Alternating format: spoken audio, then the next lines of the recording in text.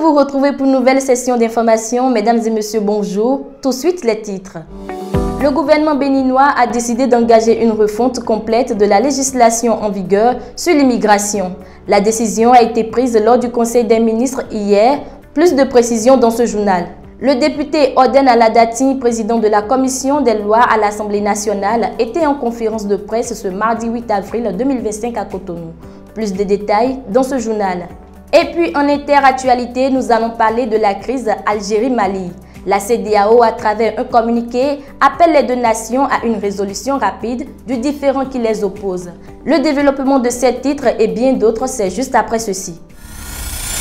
Le Bénin dispose désormais d'une société de prestation de tour opérateur. Elle a pour nom Bénitour. Cette nouvelle entité qui aura pour mission de valoriser le patrimoine touristique à l'international est créée en Conseil des ministres hier. Plus de détails avec le porte-parole du gouvernement.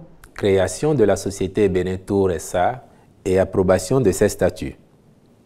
Depuis quelques années, des réformes et projets ont été réalisés pour créer une industrie touristique pourvoyeuse de richesses et faire de ce secteur le principal outil de rayonnement du Bénin à l'international. Une évolution satisfaisante s'en dégage avec la mise en place de projets à forte valeur ajoutée, notamment les infrastructures muséales et hôtelières, les arènes culturelles, les espaces de divertissement, les stations balnéaires et divers autres sites attractifs. Dès lors, il s'avère indispensable de déployer une commercialisation à grande échelle de toutes ces offres à fort potentiel touristique. C'est donc dans ce cadre que le gouvernement a décidé de créer la société Bénitour SA, ayant notamment pour objet la réalisation de prestations de tour opérateurs aux fins de vendre la destination Bénin sur le plan international. À ce titre, elle aura pour principale mission la conception, l'organisation et la commercialisation des voyages et séjours touristiques. Elle pourra, par ailleurs, réaliser toutes opérations commerciales, financières, mobilières et immobilières pour favoriser son extension ou son développement. Toujours au cours du Conseil des ministres, hier, un décret fixe désormais la liste des fonctions politiques ouvrant droit à des avancements automatiques d'échelons et de grades. L'objectif visé par cette mesure est de ne pas compromettre le déroulement de la carrière de certains fonctionnaires de l'État, nous dira le porte-parole du gouvernement. Fixation de la liste des fonctions politiques ouvrant droit à des avancements automatiques d'échelons et de grades. Au terme de la loi portant statut général de la fonction publique, citation, le fonctionnaire de l'État détaché pour exercer une fonction politique bénéficie d'avancements et de promotions automatiques pendant l'exercice de la dite fonction. Fin de citation. Avec l'instauration de la démocratie comme système de gouvernance depuis 1990, des fonctionnaires sont nommés ou élus dans diverses fonctions politiques pour accomplir un mandat et leur évaluation au même titre que les autres agents de l'État étant difficile, il s'est avéré nécessaire de prévoir un mécanisme d'avancement les concernant, l'objectif visé étant de ne pas compromettre le déroulement de leur carrière. Le décret énumère de façon claire et précise la liste des fonctions ouvrant droit à des avancements automatiques d'échelons et de grades pour éviter tout abus ou toute complaisance. Le gouvernement béninois a décidé d'engager une refonte complète de la législation en vigueur sur l'immigration. En Conseil des ministres, hier mercredi, il a annoncé la transmission à l'Assemblée nationale pour examen et adoption d'un projet de loi relatif à l'entrée, au séjour, à la résidence et à la sortie des étrangers en République du Bénin. L'objectif, doter le pays d'un cadre juridique moderne, équilibré et cohérent en la matière. Plus de détails avec le porte-parole du gouvernement, Wilfred Lian-Rumbedji. L'Assemblée nationale, pour examen et vote du projet de loi relatif à l'entrée, au séjour, à la résidence et à la sortie des étrangers en République du Bénin.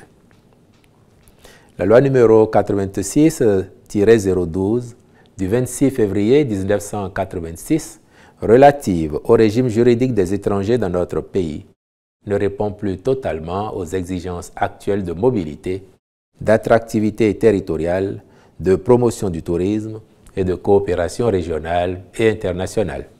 En effet, depuis l'adoption de celle-ci, il y a eu des avancées significatives dans plusieurs secteurs de la vie sociale, économique et politique. C'est pourquoi il est apparu pertinent d'engager la refonte complète de la loi en vigueur afin de mettre en place une législation moderne, équilibrée et cohérente relative à l'entrée, au séjour, à la résidence et à la sortie des étrangers. Les ministres concernés veilleront à l'aboutissement de la procédure législative et relative. Le député Oden Aladati, président de la commission des lois à l'Assemblée nationale, a animé une conférence de presse ce mardi 8 avril 2025 à Cotonou. Face aux vives polémiques suscitées par la réforme du code électoral, l'élu de l'UPR a tenu à clarifier les fondements du test et à dissiper les zones d'ombre, notamment sur le seuil de l'éligibilité pour l'attribution des sièges aux législatives et les modalités de parrainage. La corrélation entre le développement économique et l'assainissement du système partisan est systématique. On ne peut pas espérer s'en sortir avec un désordre au niveau du système partisan. Ce n'est pas possible. Là, nous ne parlons pas du président Patrice Talon. Nous parlons du Bénin, de notre Bénin au fait. Comment faire pour que les partis soient prépondérants dans la dévolution du pouvoir? Les partis vont exister. Le multipartisme demeurera intégral. Si vous avez 15 personnes par commune, vous allez créer votre parti. Si vous avez un siège parti, vous aurez le parti. Mais ce que vous ne pouvez pas avoir si vous n'êtes pas fort, si vous n'avez pas une envergure nationale, vous ne serez dans aucun cercle de décision, ni au niveau communal, ni au niveau législatif. Et si vous n'êtes pas au niveau communal, vous ne pouvez pas être délégué, parce que c'est le parti qui gagne dans le quartier qui prend le chef de village. C'est une toile autour de la prépondérance des partis politiques dans la dévolution du pouvoir. Mais pour que les partis jouent ce rôle fondamental, il faudrait qu'ils soient assainis, qu'ils soient sérieux. Tout le débat est là. Donc ce n'est pas pour exclure quelqu'un, ni. Vous avez vu tout ce qui a été fait, les partis qui se sont regroupés, les alliances qui se sont formées. Et vous allez me dire que ceux qui n'ont pas fait ce cheminement-là, ils se trouvent exclus aujourd'hui. C'est clair, c'est mathématique. Si vous n'avez pas fait ce cheminement et que vous ne voulez pas le faire, vous ne passerez pas. Ce n'est pas une menace. C'est conçu comme ça. Quand on ira aux élections, la première chose que la Sénat va faire, c'est de voir ceux qui ont 10%. Tous ceux qui n'ont pas 10% ne vont nulle part, ils ne peuvent pas être éligibles, ils ne peuvent aider personne, on les met de côté. On va regarder maintenant dans ceux qui ont 10% là. On regarde, au plan national, on met de côté. Dans ce lot-là, ceux qui ont 20% partout passent. Maintenant, ceux qui n'ont pas 20% partout, en ce moment, on commence par voir les accords de gouvernance. Et si quelqu'un a un accord de gouvernance dans le lot avec un autre, on jumelle et puis voilà. Donc la base demeure les 10%, mais il y a un nivellement vers le haut qui tend vers 20%. Mais on dit si vous n'avez pas les 20%, il y a possibilité d'être toujours ensemble pour avoir les 20%. Et puis le dossier de ce journal, alors que les allocations universitaires jouent un rôle central dans le parcours des étudiants, leur mode de gestion interroge. Quelles solutions pour assurer une meilleure gestion de ces fonds? Vous en saurez davantage dans ce reportage de Shekina Tadjaro et Basile Kikisagui. Chaque année universitaire, des milliers d'étudiants attendent avec impatience le versement de leur allocation. Pour beaucoup, c'est plus qu'un simple coup de pouce. C'est une condition de survie. Alors, comment cet argent est-il réellement utilisé? Nous avons tendu le micro à quelques étudiants allocataires. La bourse de l'année dernière, ça va servir à payer un ordinateur et le reste, j'en ai payé un enregistreur, mes outils de travail, vu que je suis une formation en journalisme. Bon, la bourse de cette année, ça va servir à préparer peut-être ma soutenance, vu que je soutiens cette année. Il y a pas mal de frais qui viennent de la soutenance, donc je ne peux pas attendre que les parents dépensent forcément tout de leur poche, donc ça va aider au moins une partie. Ma bourse de l'année passée, je n'ai pas fait grand-chose avec, j'ai juste réparé mon poste avec et j'ai changé ma garde-robe. Le reste, je l'ai juste cassé. Pour cette année, je compte entreprendre. Personnellement, j'ai pris la bourse de l'année dernière. J'ai acheté un PC et un trépied Et puis ça m'a permis aussi de gérer quelques besoins personnels. Pour cette année, je vais prendre et essayer de compléter. Pourquoi ne pas faire un master, soit carrément acheter une moto pour pouvoir me dépanner pendant les stages professionnels. Les étudiants ont des perceptions distinctes des allocations universitaires et la gestion de cette aide dépend de plusieurs facteurs. Le sociologue Achille Soudegla nous en parle. Ma petite requête me permet de constater que une bonne partie des étudiants n'ont même pas connaissance de ce premier sens qui est accordé aux allocations universitaires. Pour la plupart d'entre eux, ils perçoivent les allocations universitaires comme des moyens ou des supports utilisés certainement ou d'une manière à d'autres fins.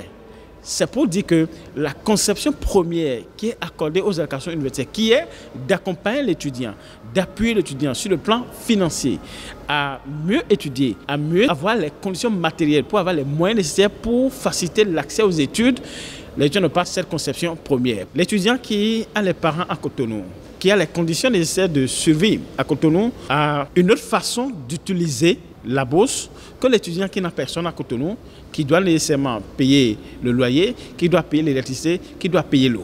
Donc vous comprenez avec moi que les conditions d'usage varient d'un étudiant à un autre. Si l'allocation représente une aide importante, elle est souvent mal gérée faute de formation.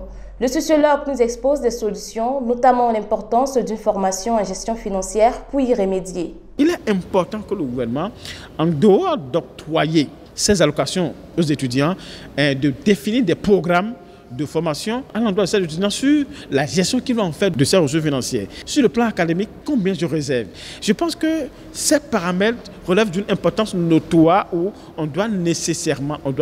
C'est des programmes qui ne sont pas des programmes de longue durée, non. C'est des programmes de courte durée où, en une journée, on regroupe les étudiants boursiers, on leur administre. On peut même établir un programme avec la NPE, qui est une structure étatique aujourd'hui, qui est bien habilitée en la matière, et la NPE les reçoit et puis définit un programme de formation et qui leur distille, qui leur implémente ces mécanismes de gestion de ces allocations universitaires. L'allocation est un soutien essentiel de l'État aux étudiants, mais sans une bonne gestion, elle reste inefficace. Avec une formation adéquate, les étudiants pourraient faire bien plus que survivre. Ils pourraient investir dans leur avenir. La tension monte entre le Mali et l'Algérie après qu'un drone malien a été abattu par l'armée algérienne près de la frontière à Tinzaouten dans la nuit du 31 mars au 1er avril 2025. En réaction, Bamako a convoqué l'ambassadeur algérien et a rappelé le sien. Face à cette crise diplomatique, la CEDEAO a appelé les deux pays, dans un communiqué du 9 avril, à apaiser les tensions et à privilégier le dialogue pour résoudre leurs différends. 3 Américains ont été condamnés à mort en République démocratique du Congo pour une tentative de coup d'État en mai 2024. Le mercredi 9 avril 2025, le ministère américain de la Justice a annoncé leur rapatriement aux États-Unis. Cette opération intervient après que le président Félix Tshisekedi ait commué leur peine capitale en prison à vie. Les autorités américaines les poursuivent désormais pour complot visant à renverser un gouvernement étranger, tentative d'attentat et soutien à une armée rebelle. Ils comparaîtront devant un tribunal fédéral à New York. Tous risquent la prison à perpétuité. Alors que la guerre à Gaza continue de faire de nombreuses victimes, le gouvernement indonésien a exprimé sa volonté d'apporter son soutien aux civils palestiniens. Le président indonésien a déclaré mercredi 9 avril 2025 que son pays était prêt à accueillir temporairement plus de 1000 réfugiés, en priorité des blessés, des orphelins et des enfants traumatisés. Nous sommes prêts à envoyer des avions pour les transporter, a affirmé le chef de l'État en soulignant l'engagement humanitaire de l'Indonésie avant de s'envoler pour les Émirats arabes. À noter que ce premier déplacement du président indonésien n'est que le début d'une tournée diplomatique d'une semaine au Moyen-Orient. Après les Émirats, le président poursuivra son voyage en Turquie, en Égypte, au Qatar, puis en Jordanie. Ainsi se referme ce rendez-vous de l'actualité, suivi en direct sur HD Télévision, la grande édition du journal tous les jours à 13h, 16h, 20h, 23h, 3h et à 7h du matin. Vous pouvez également la voir en publication sur notre site internet hdtv.bj et sur tous nos canaux digitaux. Merci de nous avoir suivis, portez-vous bien et à demain.